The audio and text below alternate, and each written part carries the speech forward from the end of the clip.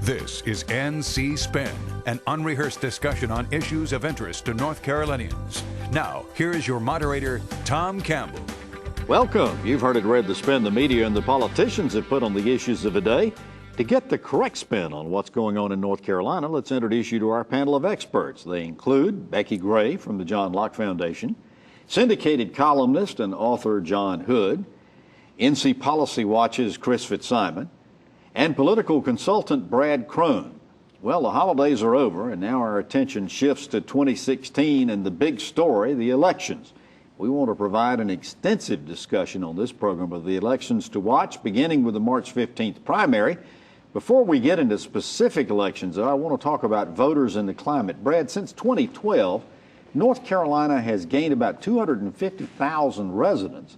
But according to the State Board of Elections, we've lost about 200,000 voters so far as registration is concerned. Why is this? Well, they clean up the voter rolls, and not all those 250,000 citizens coming into the state are eligible to vote.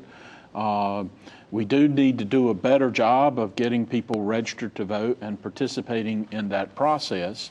But I will say, I think the Board of Elections over the years has done a very good job of keeping their voter files relatively clean in an effort to avoid any type of fraud.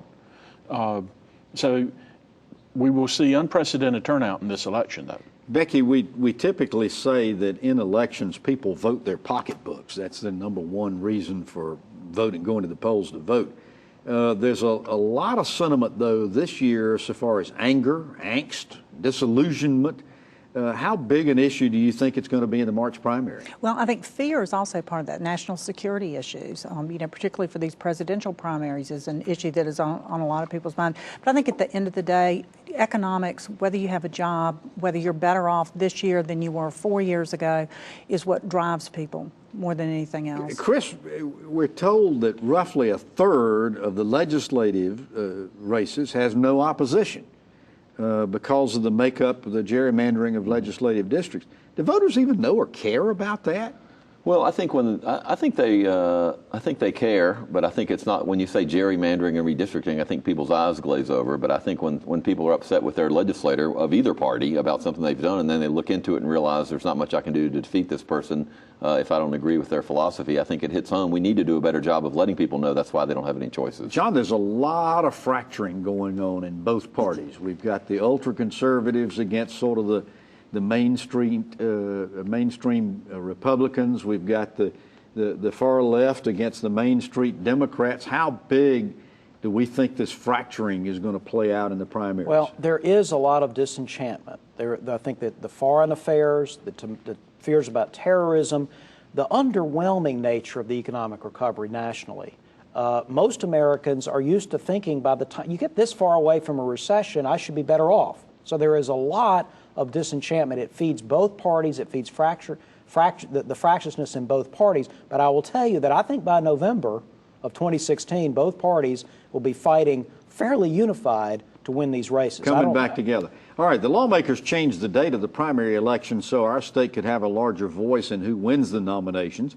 They further decided to stack all the primaries into a March 15th date.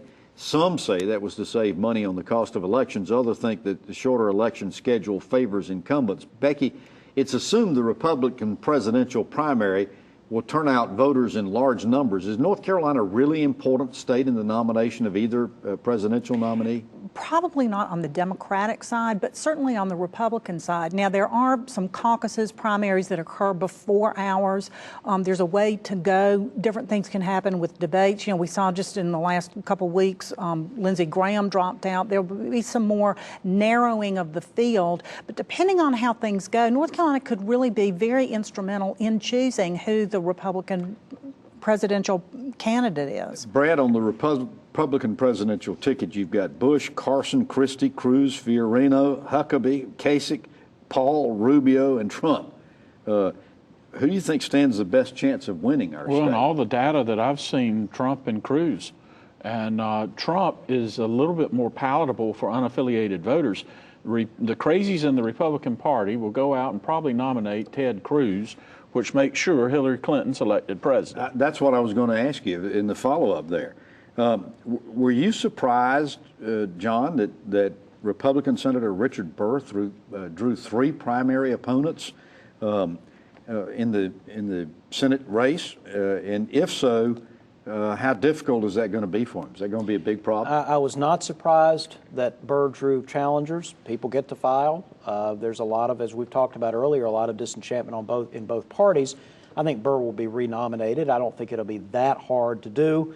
But in a March primary, which we haven't done before, in a primary that will be heavily skewed towards Republicans turning out, you never know that the numbers might not be as strong as Burr would like to see. On the Democratic side for the U.S. Senate, Chris, we've got Chris Wray, we've got Ernest Reeves and Deborah Ross.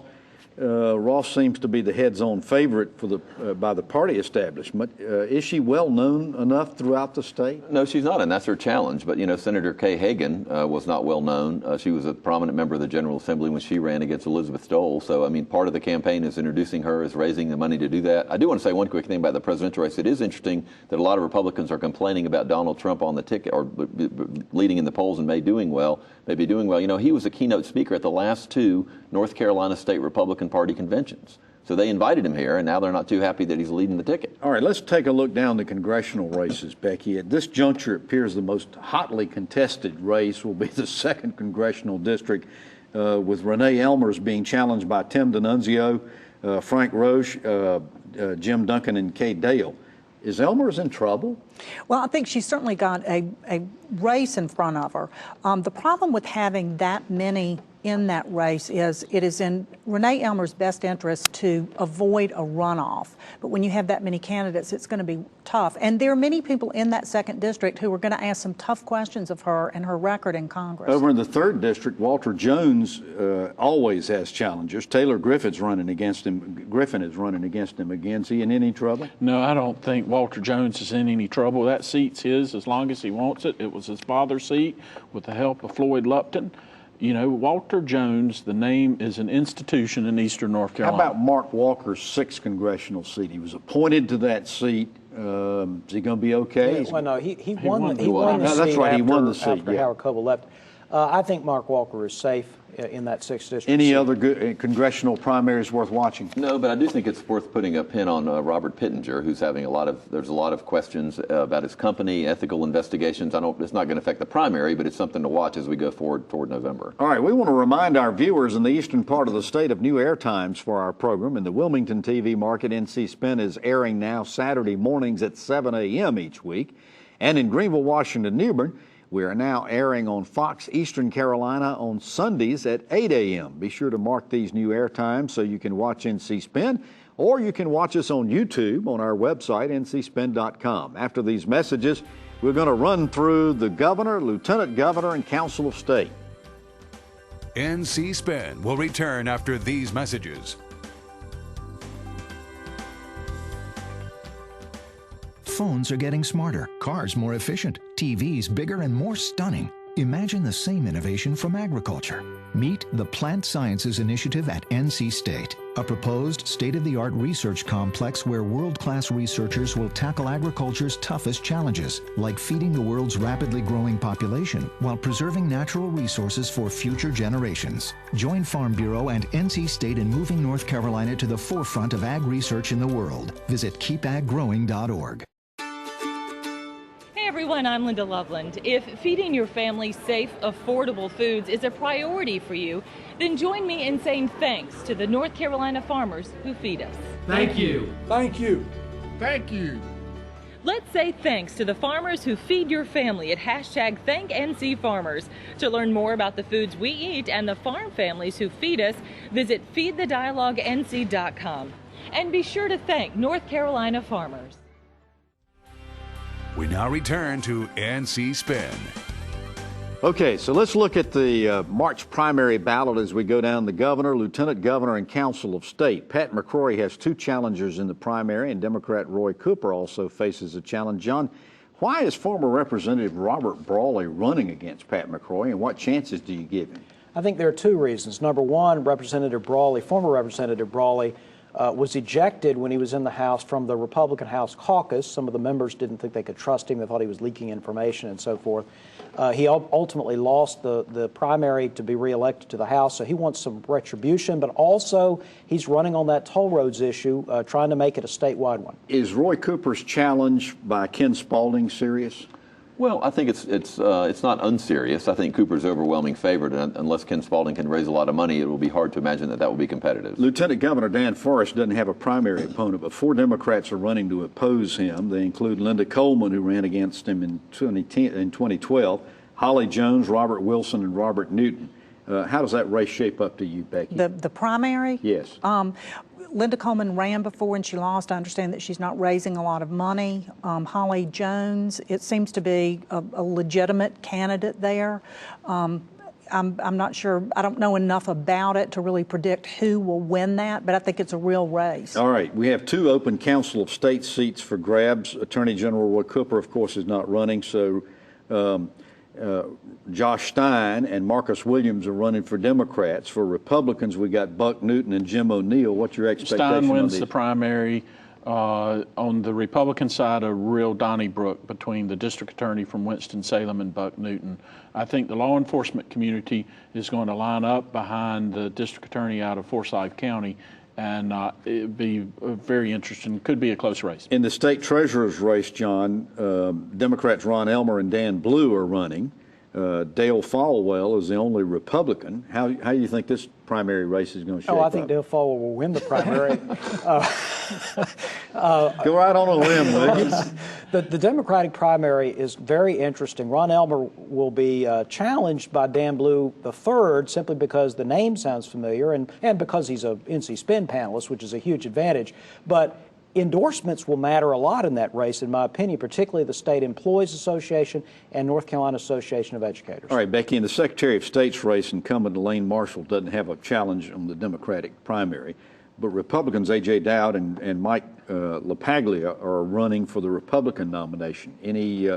Any indications how that might turn out? Well, A.J. Dowd's all over the place. He's got that big van that he drives, or big RV that he drives across the state. He's run for a statewide office before.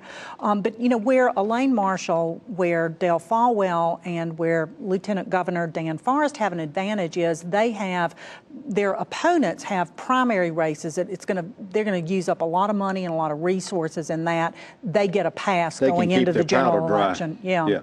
All right, Superintendent of Public Instruction. A lot of people thought June Atkinson wasn't going to run again, but she did. She's going to have a primary challenge with Henry Pankey. Rosemary Stein, Wesley Sills, and Mark Johnson are the Republicans running in that primary. What do you expect to happen here? Well, June Atkinson will be the Democratic candidate. I think the Republican primary is very interesting. There's several of the, one's a teacher, right? Rosemary and Mark Seals a teacher. Rosemary Stein is a pediatrician, but Mark Johnson is a teacher, and Wes Sills is a teacher. Yeah, I think that, and I think the Republicans are going to make that race a priority this year. All right, Republicans are vying for the Commissioner of Insurance, including Mike Causey, who's run before, Ron Pierce, and Joe McLaughlin. Is Causey the front runner? Yeah, Causey's the front runner. He's been running for so long on the Republican side. He's a known entity. Whether it will be successful, that's the big question mark. Wayne Goodwin's done a very good job, hadn't given the voters a reason to fire him. I want to get into the judicial races here. There are a lot of judicial races, obviously, of course, throughout the entire state.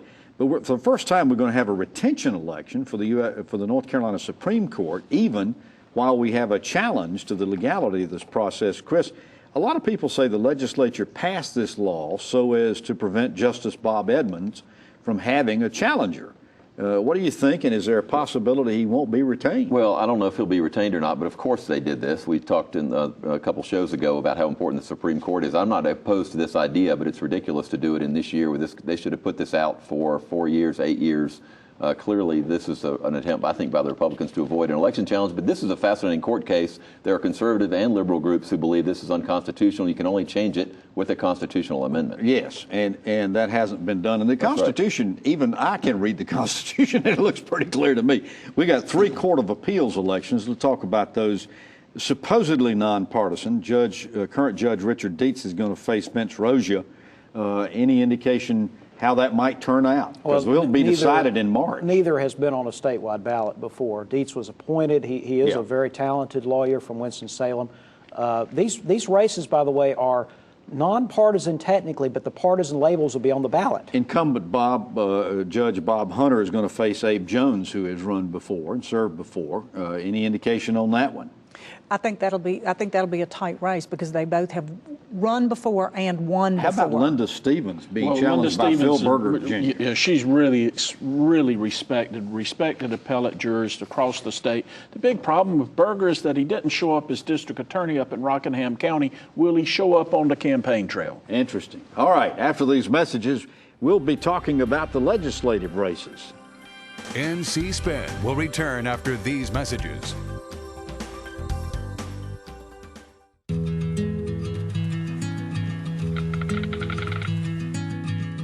The cost of everything has gone up dramatically over the last 75 years.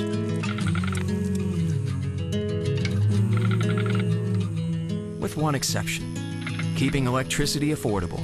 That's the power of your co-op membership. Learn more at togetherwesave.com. North Carolina's Touchstone Energy Cooperatives, looking out for you. It's a fact. Patients who receive care in the medical home from a trusted family physician reduce healthcare costs through prevention, early detection, and affordable management of high-cost chronic diseases. Every dollar invested in healthcare matters. Let's invest them wisely, building on North Carolina's medical home model. Better health begins with a medical home, a trusted family physician, the best return on our healthcare investment. Learn about the importance of medical homes at ournchealthcare.com. You sleep on concrete till your body get immune to concrete. My mom got my brother and I up and said, come on, we're leaving. I became homeless in the beginning of this year. When I was about 4 or 5 years old, our house caught fire. I used to see my brother. If he see me, he'd turn and go the other direction. We did the only thing that we could think of, and we went to a Salvation Army shelter. You know, we don't have this, like, what's your background look like? We just say, what do you need? I remember the man from the Salvation Army coming down with a box of clothes. The Salvation Army officer bought my brother and I an ice cream cone. Last week, my brother walked up to me, and he just started a conversation. Today I've given my life to the Salvation Army because I remember what somebody did for me, my brother, and my mom over 30 years ago. The Salvation Army for me means hope. Compassion. Family. Support.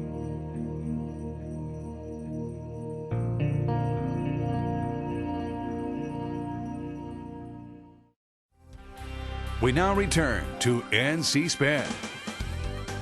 As we said at the top of the show, there are 53 legislative seats unchallenged this year, and with 21 incumbent lawmakers not seeking re-election, this could be an interesting primary. I want to ask each of you, what are some of the legislative primary elections we should be watching in March? Brad Crone, I'll start with you. I think in eastern North Carolina, there are going to be some interesting primaries. In the general election, the state Senate race down there, primary race on the Democrat side in House District number 9 in Pitt County was an interesting race to watch. And I'm trying to run through my mind. Most of the major legislative fights are coming in the general election. Okay. Not in the primary. Not in John? the primary. Well, let's talk about a few primaries where there's an open seat. So, so there's a lot of candidates coming in. I'll give you an Eastern North Carolina one to start with. That'll be September. September. Senate District 11. That was Buck Newton's. He's stepping down to run for. Well, he's leaving to run for Attorney General. You got Richard Horner. He's the former chairman of the Nash County School Board. His opponent is a guy named Benton Salray. He is a lawyer. He's on the Johnston County Community College Board. This is a competitive race in the primary for the Republicans.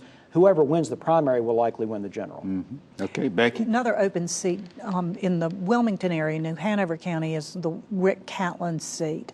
There is no Democrat challenger in there, so this will be decided in the primary. 2 very competent women running for that. Holly Grange, who is a businesswoman. I think she's a real estate agent. And then Tammy Coville, whose name you may recall from the Common Core Commission. She chaired that. And so, again, that will be decided in the primary.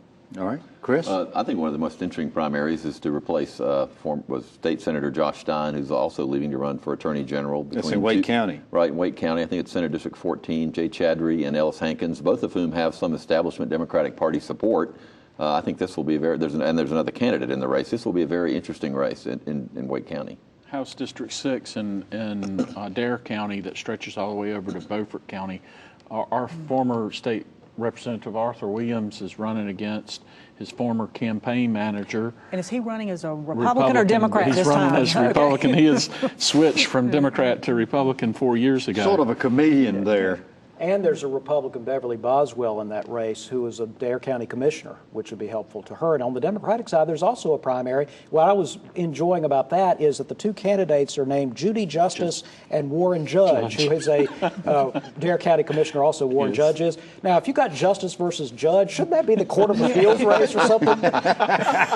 It would just stand to reason. Well, there's another House race up in Haywood County. Michelle Presnell currently holds that seat. The Democrats have, I guess, identified this as one that they may be able to take and have a couple of candidates up there. One of them is a dentist, one of them is a dental assistant or dental hygienist.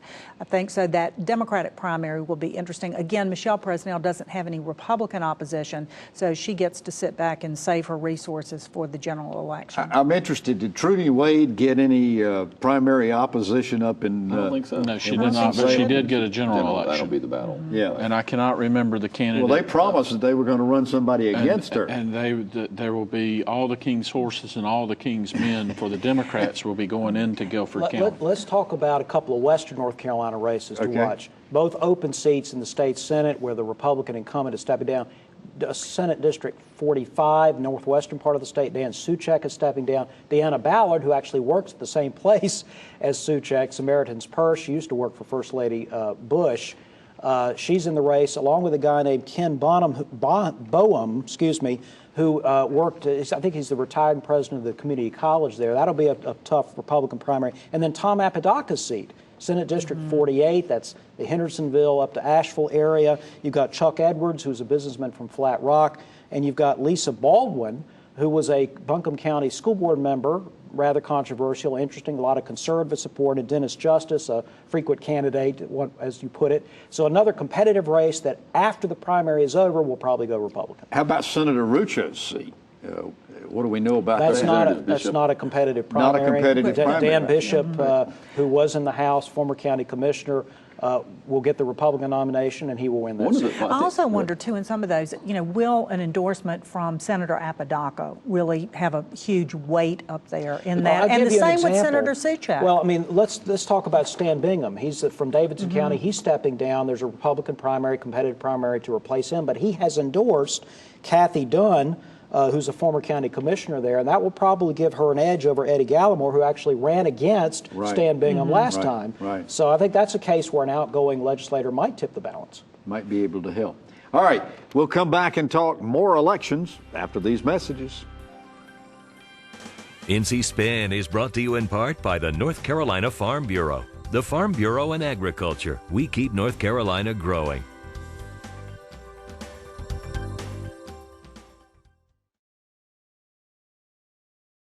Feeding your family safe, affordable foods is a priority for you, then join me in saying thanks to the North Carolina farmers who feed us. Thank you. Thank you.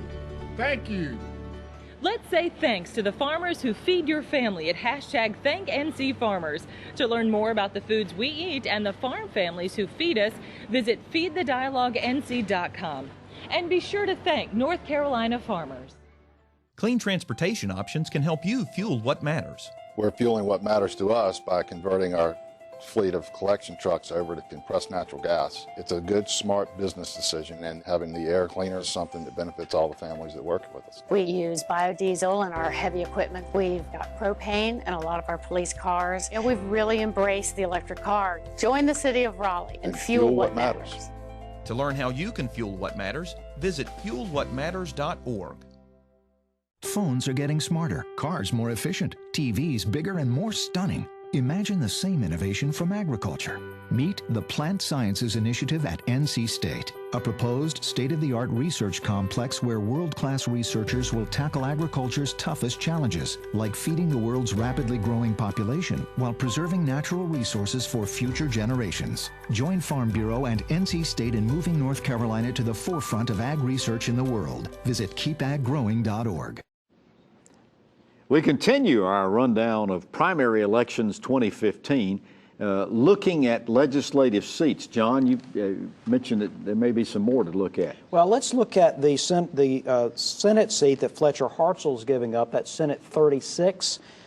He is stepping down. There are 4 candidates in that race. I'd keep my eye on Paul Newton, who's the former state president for Duke Energy. You've got a Navy veteran named Parrish Moffitt. You've got a doctor named Scott Almuller and a teacher named Amy Blake. This is a competitive district. Or competitive district in the primary, but again, one of these Republican districts in the fall. Chris, you had one that you thought was... Well, I do think one of the few incumbents that might be in trouble is incumbent Republican David Curtis, Gaston, Iredell, Lincoln area. He's running against Chris Carney, who he defeated in 2012.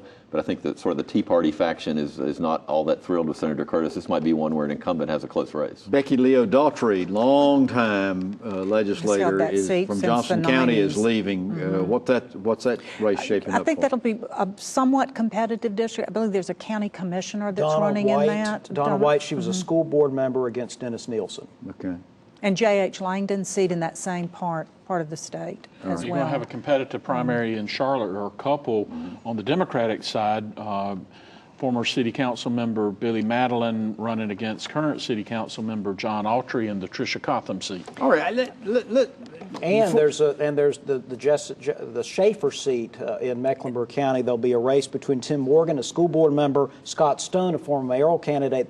Both candidates have run in Charlotte several times. Yes. And Justin Burr has a pretty competitive primary as well, and one of the incumbents that drew a pretty competitive primary. All right, I want to talk some about, before we leave this show, nobody thinks that Democrats in the general election are going to be able to recapture the legislature. Are the Democratic candidates strong enough to turn out a vote so that they can chip away at the veto-proof majority? Overall, I think the Democrats should be somewhat concerned about the recruiting effort that underwent. I think this is a weak recruiting effort that happened, especially on the House side within the leadership of the House. We should have stronger candidates. So who's going to turn out to vote in these primaries? Well, in the primaries, both bases, the base of the Republican Party, ultra-conservatives, and your liberals on the Democrat side, your moderate, middle-of-the-road folks, it would be interesting to see if they turn out. About 50% turnout of the state for the primary. But Brad is right. 50.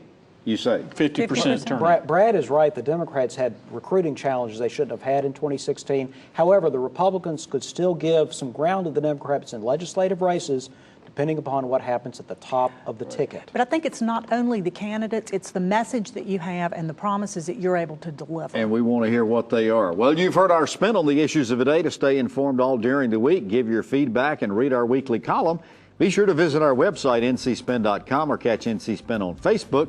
Next week, we return to our normal format of balanced debate for the Old North State. Until then, stay informed and watch out for the spin. Join us next week and get the spin on issues facing our state.